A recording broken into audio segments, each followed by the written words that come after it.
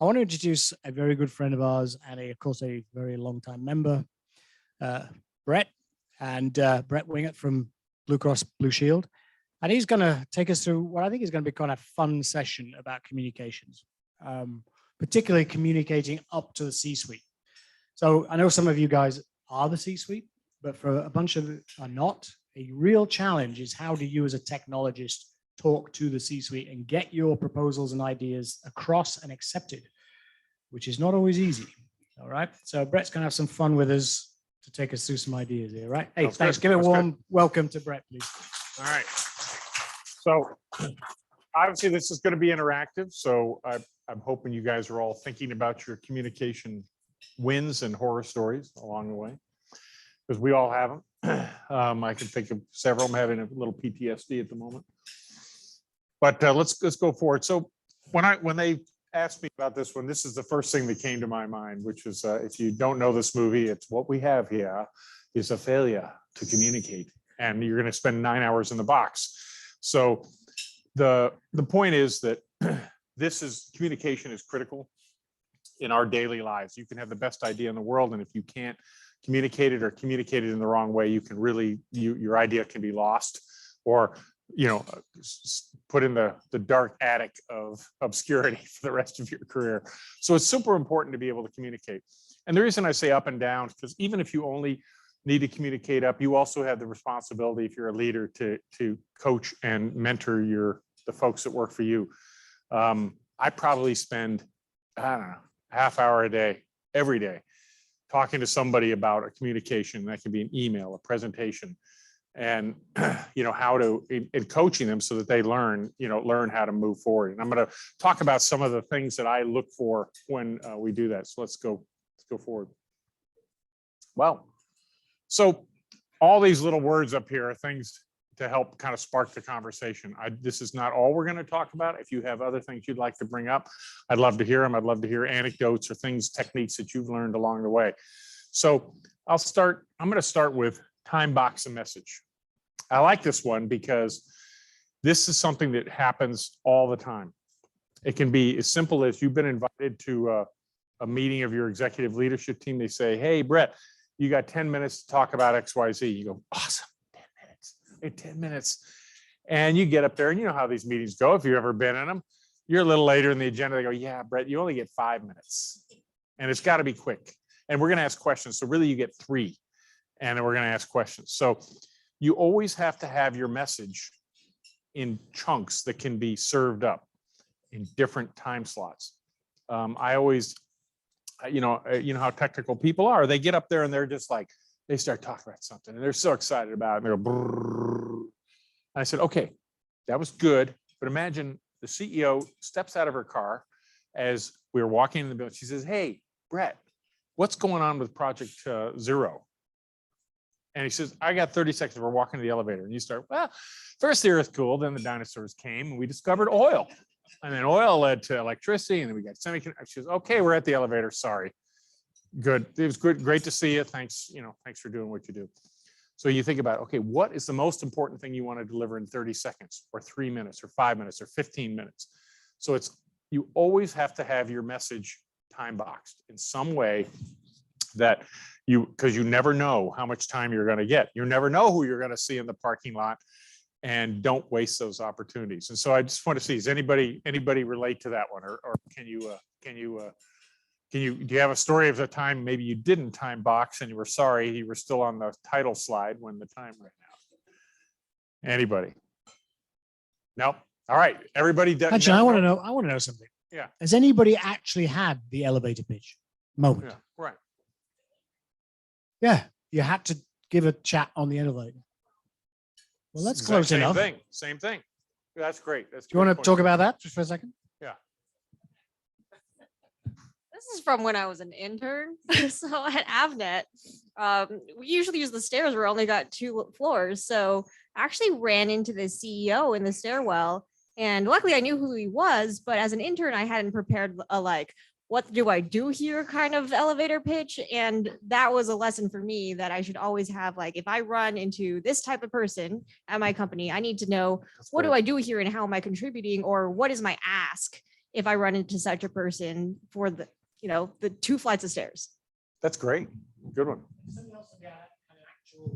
Elevator one. Did somebody Real else life experience. was in an elevator, was asked to say something? No? You did? Oh, somebody popped up. Who was saying that? Oh, Troy. Uh. Hey, Troy. Tell us, Troy.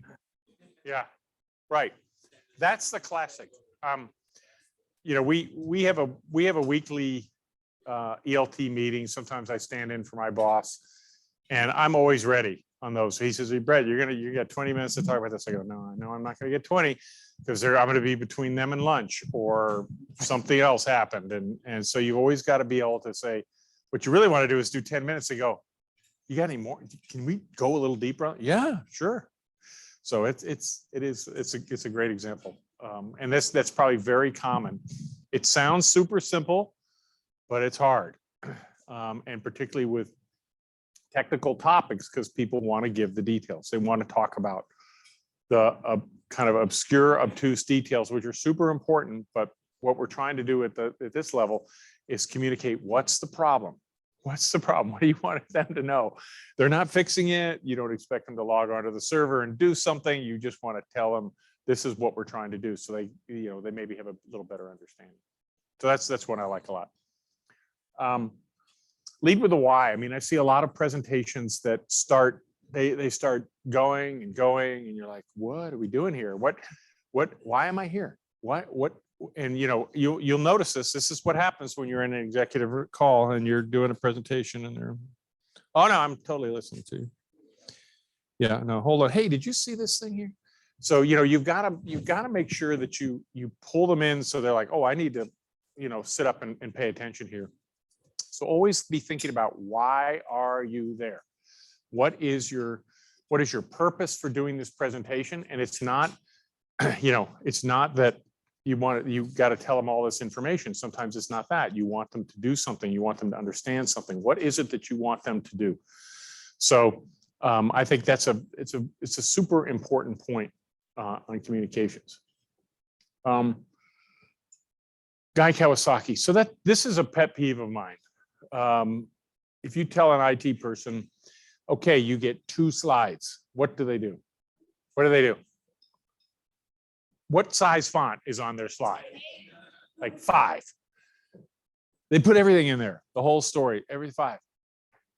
And so what does a listener do when you do this 5.5? They're kind of trying to read it. They're not listening to you. They're reading the slide. They're way ahead. They're ahead of you or behind you or whatever, and you're up there blathering, blah blah blah blah. And everybody's listening. So you don't know. Who knows Guy Kawasaki? Does everybody know him? Okay. So his main principle is, you're up there to tell a story. Okay, you're going to tell a story. It's not to do a data dump of everything you've ever learned. It's a story. So he wants you to use fewer words, no smaller than a 24-point font. Use pictures. Don't put any words on there. Just use a picture, something that reminds you what to talk about.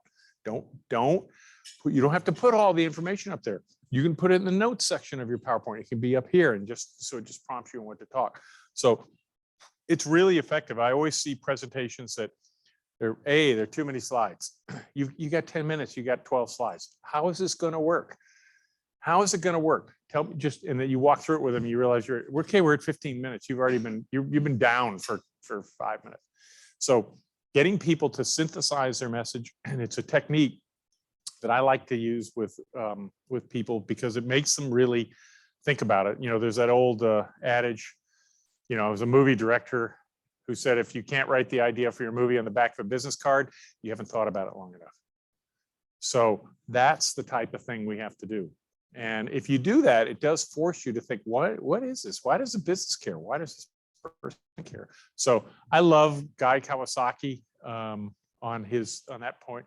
I tend to like presentations that have no words, just a picture. Because what does people remember? They remember, I have this one that I love to use where it's a picture of a guy fighting a fire and a picture of Smokey the Bear. I've used this in thousands of contexts. It's mostly about, we love to do this. We don't do enough of Smokey Bear, right?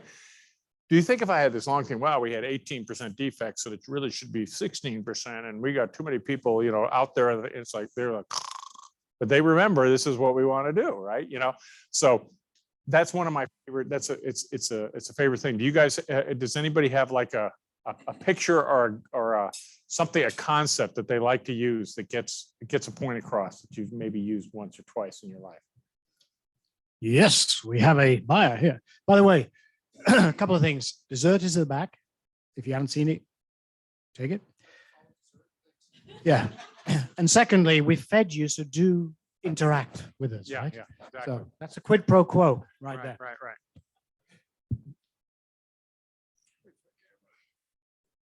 There you go. All right. So one that stood out to me, and I've seen it years ago. Now I use it a ton, and you've probably seen it, is the picture of a like a diner countertop Mhm. with the ketchup and mustard.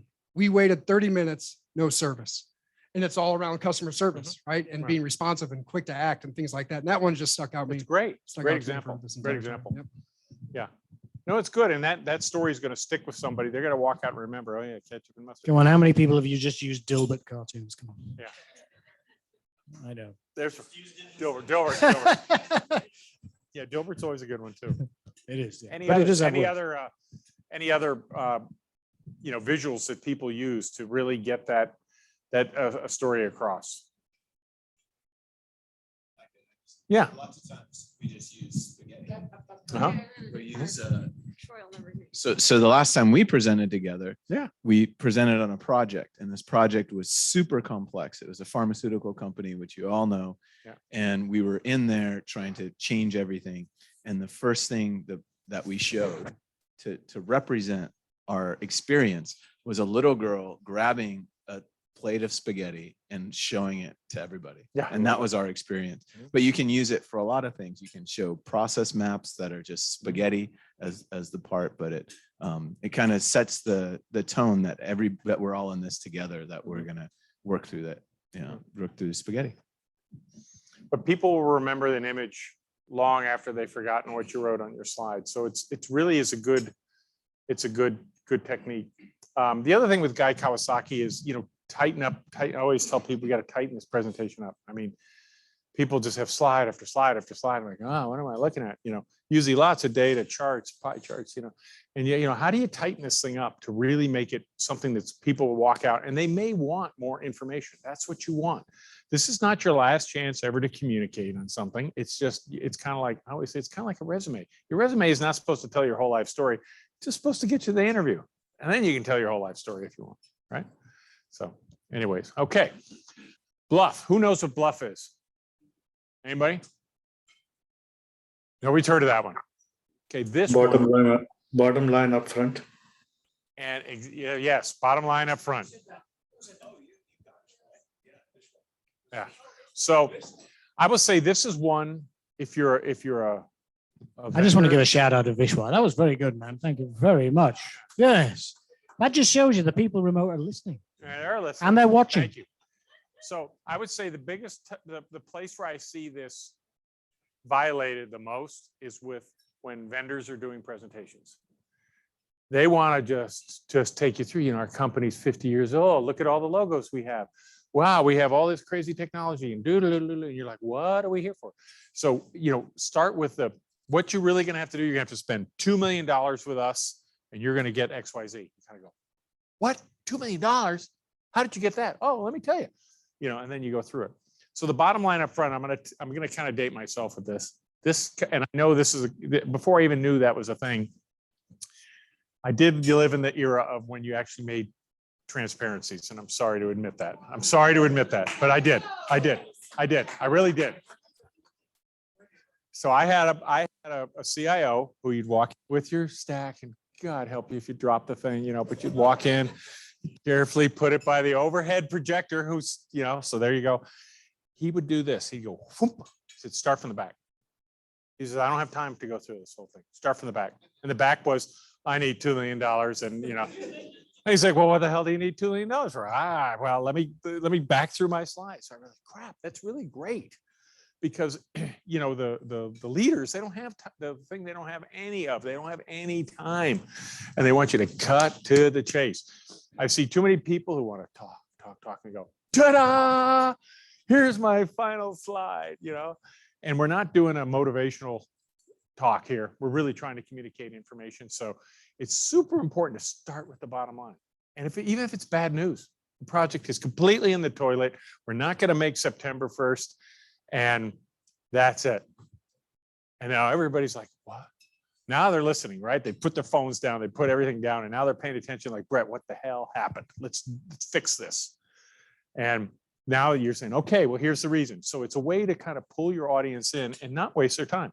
So I love Bluff, particularly, probably the more senior the person is, the more they want that. They want you just to tell them what is at go to that lower right corner of the spreadsheet. What's that number? What is that number down there? And share that with them. So it's a key one. Anybody experience this? Have you ever had a presentation where you were kind of talking and they wanted to, can you go to the last slide or something like that? Or have you used this with success?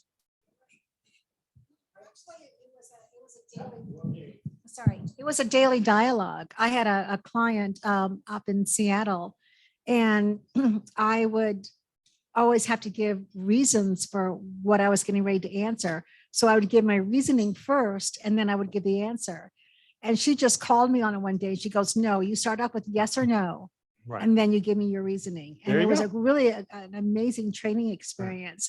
And so I started doing that, and that set her up. She goes, okay, I know where you're headed.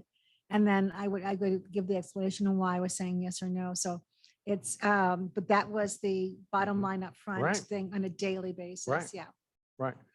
And you'd be And surprised. there's and me it- thinking Bluff was, yeah, sure, the project's going to be It's delivered fine, we're all September. good. It's all good. But it is something where you'll be surprised. It's scary, right? Because you think, oh, I'm going to soften the blow. I'm going to kind of lead them up to the bad news, whatever that is. But it doesn't really work. It doesn't work. And you're going to be a lot happier if you rip the Band-Aid off, show them the news, whatever it is. Maybe it's good news. And then sometimes they're going to go, I'm good. I mean, that's what happened. I've had that happen. I need $2 million and 6 people. Okay. All right, next. And you're like, oh, crap. Yeah, yay. Yay. And you're out. You're off, So sometimes they understand the problem and they don't want to hear the whole spiel. They're like, okay, we trust you, or I'm sure you put some thought on this. You always do. And they've got the presentation. They can look at it later and ask you questions. So sometimes doing the Bluff yields to like quicker outcome. So what and who cares? So this one applies mostly to people who love to show you data. I've got a lot of groups that show me data all the time. I have a service desk. I did this just this week, and I get a, 8-page report every morning. And I asked the person, I said, so what? It's just, well, what do you mean? Like, does that mean I don't know what a service? Yeah, I know what a service desk does, but so what? What does this data tell me? And I said, and who cares about this? Does anybody care? Is anybody reading this report? Does anybody look at this every day and go, oh my gosh, I'm going to go left rather than right today? I don't know. I said, okay. So you have to have data that matters, and you have to know who cares. So I see, I think the biggest failure here is when you're communicating data, just to throw up a pie chart or graph, and there's no annotation, no commentary. It's just like, well, look at that. And he goes, yeah, it's a line doing that. What does it mean? What do you want me to do anything? And so it's super important, I think, to always think about the so what and who cares. And that so what can change with the audience, right? Depending on who you're talking to. Somebody's going to think about it differently than others. And the who cares is also important. I mean, if you're talking to a senior person, is there anybody in your organization that cares about this? And if the answer is no, then you're probably like, okay, you either got the wrong data or you're showing it to the wrong people. And so it's super important, I think, to always challenge yourself. And when I do this, particularly if it's somebody that's a little newer or anything, they always I can tell they kind of get their feelings hurt a little bit, because they've spent like a week putting together this pretty chart, but they have no idea what does it do. I asked I asked the service desk person, I said, so tomorrow, are you doing anything different based on this data? Nope. I said, okay, then what's it for? Well, we're supposed to produce this report. I'm like, oh, that's a great reason to produce a report because somebody said you should produce it. But anybody relate to so what and who cares? You ever get that? Do you ever look at a chart of data and think, man, it's a beautiful chart, but I have no idea what it's telling me to do. I want to know who delivered a. So what? Who cares? Come on. Somebody must have done this in their career. Come on, you're all. Don't tell me you've been perfect all your career. Every Michael. report that's come to you is spot on. Give us a good example. We had, we produced a stack of paper this high for the water department at the city of Phoenix. There you go. Just literally that high. And we duplicated it for everybody who needed it. Now, most people only needed 3 pages. Someplace in that list. So as soon as we decentralized and said, what needs are you? And then we would ship it to them first thing in the morning. We discovered that there are a whole lot of reports within that stack that were never used. Never used. It gave us a great opportunity Exactly. to eliminate it. It's an excellent example. I feel sorry for the trees, Yeah. personally. Any other stories? Another technique is to, and I've done this too. I said, I want you to stop doing that report. And I want to see who calls. Right. Yeah, exactly. And I said, we're gonna go a week. This is a daily report. I can tell you if nobody calls in a week, then we're gonna go to once a week. And then we're gonna stop that one. If nobody calls in a month, then pretty soon we realize nobody's looking at this thing. The person that asked for that left the company 5 years ago and said, I want this distributed to everybody and blah, blah, blah. And okay, we got it. And everybody's like, I don't even know how we get this stupid thing. Yours is a great example. I don't know. Why am I getting this stack of paper every month? Yeah. Right. Yeah, it is crazy. So, I mean, it's a great example of ways to really challenge. This is one that's almost, I like this. You have to challenge yourself and also challenge your teams to really look at their data and say, what is the purpose of this data? I get it. You guys can produce charts all day long, but what is the purpose? What do you want me to do at the end of the day differently on this? And people, they get their, like I said, they get their feelings hurt when when you talk to them about this, because they think, God, I put all this work.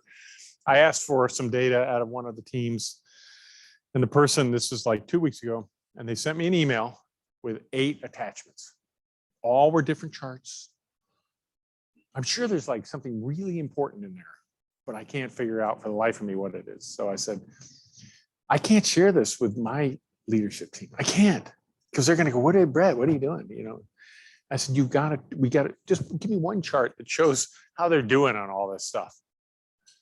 And she says, well, a lot of them aren't doing very well. I said, that's good. This is good. This is a start. Acknowledging the problem is the first step, right? So anyways, it's just interesting. And people have just been pumping this stuff out, and everybody just goes delete, delete, delete. So it's interesting. Oh, weasel words. Okay, somebody give me some weasel words that you hear every day. You all hear them. I guarantee if you opened up your email right now, you can probably find 50 of them. Huh? Maybe. Probably. Should. Great one, Should. right? We should have that by Friday. Yeah, you should, but are you going to have it by Friday? Huh? Yeah. Other one. Other weasel words. You guys, this is all day. You may use them. You know what they say about try? Yeah. Try is failure with honor. Yeah. Right. Absolutely, right? Yeah, right. So that's a weasel word. Go on. Any other weasel words? One. Yeah. Yeah. Hope. Hope is Hope. there. You go. We hope. That is probably We hope we can That's in the keep our uptime. royalty of weasel words. Well, how's the project looking? Well, we hope to finish by June 30th. Okay, Hope is not a that's strategy. right. Exactly. It's usually people who are scared to take accountability, and that usually is an indication something is wrong. And if they're scared to take accountability, they're also not going to tell you what's really wrong. So other ones I like, as far as I know. Okay, what does that mean? Who does know? Does somebody know? As I have been told that. Okay, who told you? What did they tell you? So those are great examples. I mean, people love to use language to kind of obscure the message again. So I think it's one you got to call people out on it. They also hate it. You'll see it in emails where there's a lot of passive voice. You know, we were told not to do the thing, and the one team did the do, and you're like, okay, which team? Who told you?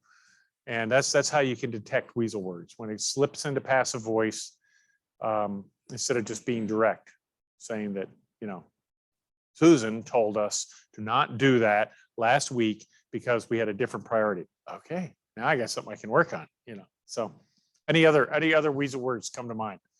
These are my favorites. I think I have a list somewhere on my in one of my files. Oh, Huh? oh, hang on. I think we might be done by June 30th, provided Yeah. conditional ifs. So, And by the way, any sentence that starts positively and then has a but, but ignore everything before the but. ignore everything before. So one of my favorite ones lately is, are we going to deliver this by a date? Well, if nothing goes wrong. Okay, what does that mean? I said, look, you cannot assume the happy path. You have to assume the crappy path and build some resilience into the darn thing. You can't tell me that every time, oop, oh, well, that moves our date out 2 weeks. It's like, no, it can't be that. So I think it's really important that when you look at language, coach people to use more language. If you use words like that with leaders, it will eat you like, you know, sharks on a, I don't know what, a penguin. Sharks on a penguin. Yeah, that's a very colorful. You can see the picture I'm going to have on the slide for that, can't you? It's going to be that one where the shark's jumping out of the water and the penguin's trying to get away. Yeah, see, that'll stay with you forever. So anyways, it's really important to use, you know, that you write language. I mean, we do so much, particularly after, you know, so much now, so much is done over IM, email, you know, we're slowly getting back to more in-person stuff where you can kind of read the room a little bit, but gosh, use precise language. And some people just want to like, I'm not going to really answer that question. I'm going to send a bunch of noise, and then you're like, hey. So anyways, any other good examples of weasel words? I love weasel words. I'm kind of a collector of weasel words. Yes, sir. Oh, hang on. John. Yeah, I know I can ignore any sentence that begins with the word technically. Oh, I love it. Great one. Great. That's great. No, I love that. I love it. But so you kind of got to root it out. I always coach people, particularly people that want to be leaders, that you got to just eliminate that from your communication. You have to eliminate it, and just be direct. I actually have a class, a 1 hour class I wrote on how not to use email. I did this like 10 years ago because I was so fed up with emails. I'm so fed up. I said, I'm making everybody going to go through my class. I wrote the class. I'm going to tell you, if I ever see this email, you're in trouble. And weasel words was one of them. And it really does. It's amazing how much it still pervades, the communications. And you think about how much more effective you could be, and how people don't listen to if you're a leader, particularly, you tend to just ignore that kind of stuff because you realize this person's not even telling me really what's going on. So, okay. All right. 2 questions deep. Everybody knows this one, but the reason I put it up here was that when you get an opportunity to speak to a group of leaders, this may be your only shot, right? And you want to make sure that you can answer most of the questions that come up. You may get some crazy, what's the speed of a African swallow type question, and you don't know, and that's okay. But if you have too many of those, they're going to go, all right, yeah, well, yeah, you write that back, you give that back, and you'll have action items, which kind of means you've been put into the attic of obscurity. So try to be ready for the questions. Think about what are they going to ask you. That's why the so what and who cares is important, because you got to think about who's in that room. What does the finance guy think about this? What's he going to ask? He's going to ask, hey, is this affecting our CapEx budget or something like that, right? What is the HR person going to say? Hey, this sounds like we're cutting costs. Are people going to be afraid of layoffs? I don't know, whatever you're presenting. So think about what are their concerns going to be. Think about what your answers are. Doesn't mean you have to be 100% right on everything, but saying, I don't know, let me take an action. I don't know, let me take an action. Your 20 minutes will become 10 really quickly. So it's really, anybody have examples where that saved their bacon and they were able to field a couple questions. Who's had the worst question from the CEO? Yeah, that's a good one. Well, Unexpected. well, I'll tell you a unexpected story. question. Yeah, I'll tell you a story. do. Go for it. So I joined HSBC Bank in Hong Kong, and 2 months in, I had to present to the chairman of the bank, right, on a proposal for switching out X25 to frame relay. Who remembers that, right? And the chairman, who was the first person to ever reach chairman of HSBC from being chief programmer, was pretty technical, right? Wow.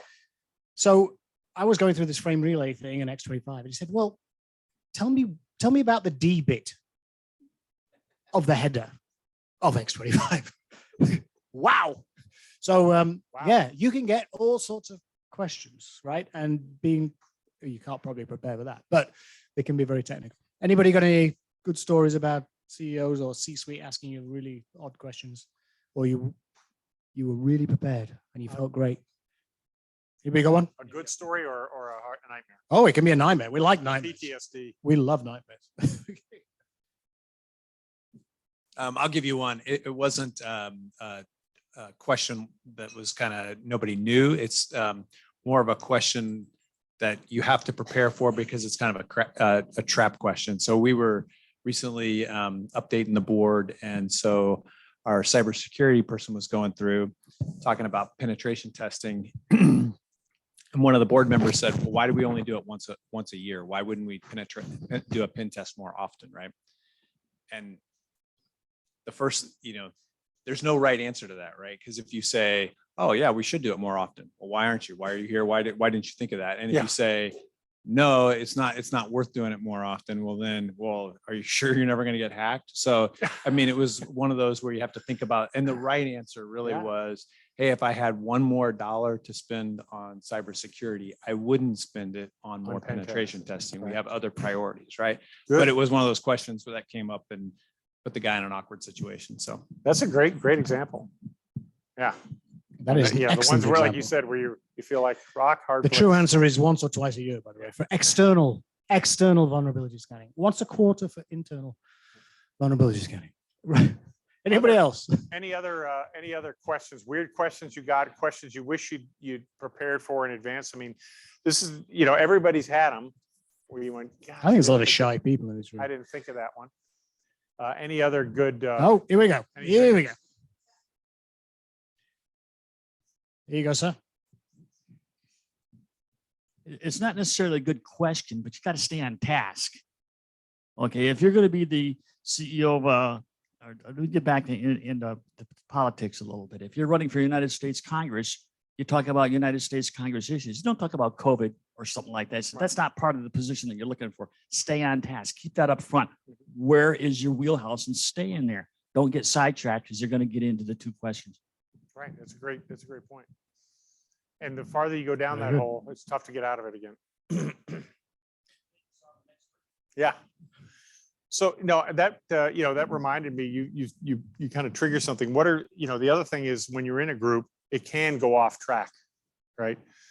They can wander off, and you're like, I thought we were talking about me, and now we're talking about something else. And so what are some ways that you get people back to the topic at hand? Yeah. Which one? Yeah. How do you get them out of the rabbit hole? Anybody experience that? Attack. So what technique? What do you use? How do you kind of like?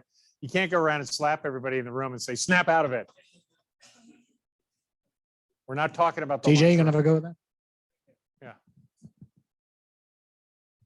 usually in charge of the slides, so I just progress the slide. And then there's a new thing that they want to talk about. Right, a new rabbit hole.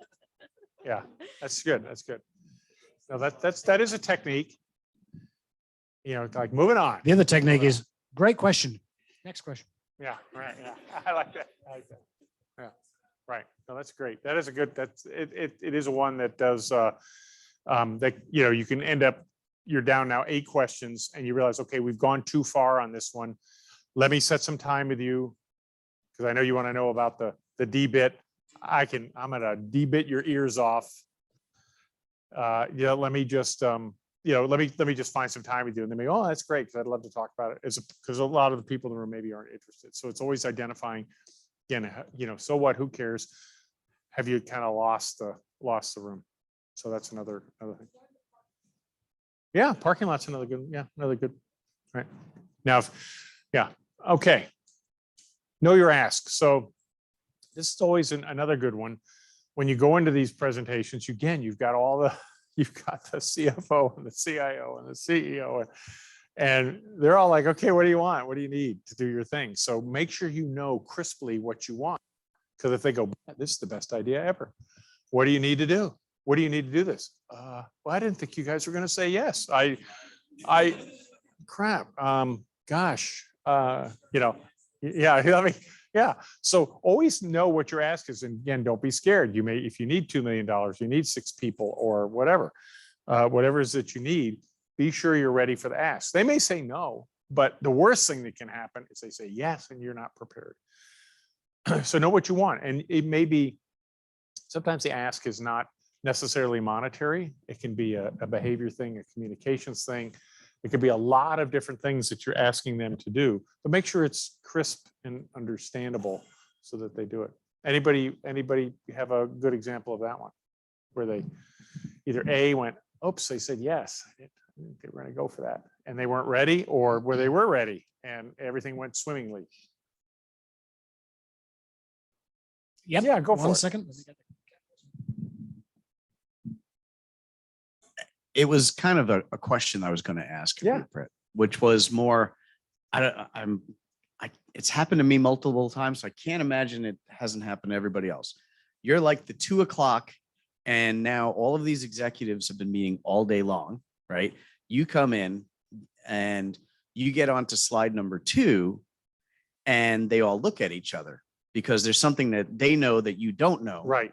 Right. Happened at 10, And in the now 10 o'clock they slot. they change the topic because of what they know and you don't know. Right. So the question becomes, now your entire presentation has been turned on its head because now you've got to figure out. So the question is, how do you reel that back in without, excuse the expression, pissing them off? Right. Right. Because they now have, so, you know, Yeah.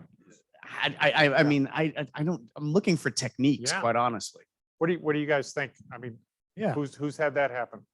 You know, again, how do you reel people back in? These are senior people. They have, I don't know, egos and personalities.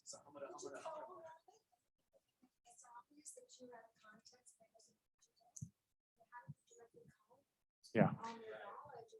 Well, when you're British, you can say, you appear to have me at a disadvantage. Yeah. I love it. That's great. I love that. Well, thank you, my dear. No, that's a great one.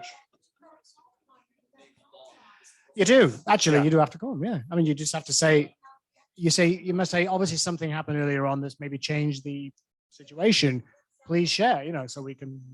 Yeah, I mean, you could, I always try to inject, and I don't really say it up here, but I always try to inject a little humor into the thing, like saying, hey, I might have missed an email, but I have no idea what you guys are talking about right now.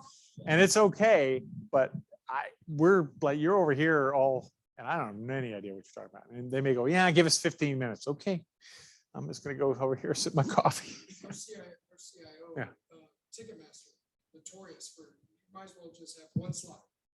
Because it's the whole thing you're in there for changes within 5 minutes. Yeah. And he usually went very deep on a lot of topics. So 2 questions deep, Got to be 10. it was tough. And you really, after a few of those, you just start planning for it. Just Right.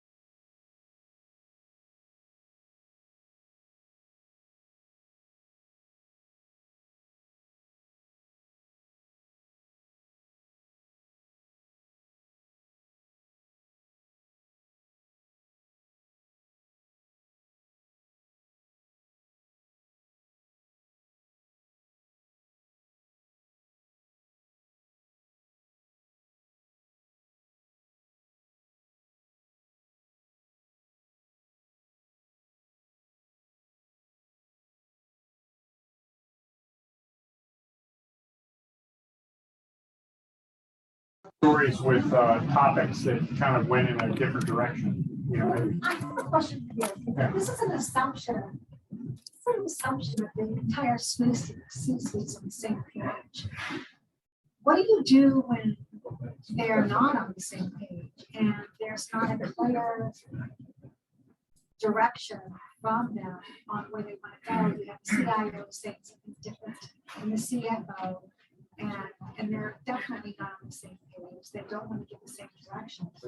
So in that, for me, yeah, so how do you me, deal with when I have that? something where I even sense there might be a tad bit of controversy about the presentation. When I sense that, I'm gonna figure out who's in my court and who's not.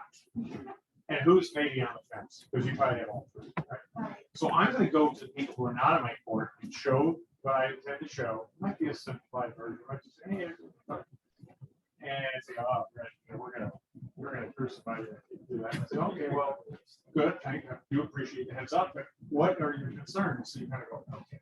So then you can come in and you can say, I know that you thought this was too expensive and really not a good use of money. I think what I've done now, I've taken some of the cost out, but I think we can still achieve the results. So you can start to, but it's getting in front of it. Now, that's not always, that sometimes doesn't work. Sometimes you don't have the time or they don't have the time. But that's probably my main, particularly something that I think is going to be, you know, somewhat controversial. Yeah, it's not. I just kind of want everyone. Yep, yep. So then when you get in there, they're like, oh, yeah, we already talked green. Great idea. You know, and if you still have some enemies in the room, if those, you know, it's a group. It's a they hunt as pack. You know, so if you get five of the pack on your side, the rest of the pack, this is worth chasing this guy down for this. They're good. If you guys are good, I'm good. So you'll get a little bit of love that way. You'll at least soften the blow. But those are the other. That's one thing I would do. I don't know what do you guys do? When you know you could be walking into a buzzsaw, or you don't know, and the buzzsaw starts while you're doing presentation. So you just did the explanation for circle the wagons. Yeah, right. So circle the wagons. It's trying to get how many wagons you can get together Right. beforehand to tell your story for you. Yeah, if you have that opportunity. Yeah. So I'm conscious of the time. I think you got through all your. Yeah, I did get all of them. So are there any other questions or something you went, Yeah, gosh, I came in here thinking I would hear this and I didn't hear it, or a different technique? Well, actually, I just wanted to ask, with all this information, are you just knocking them out? Oh, yeah.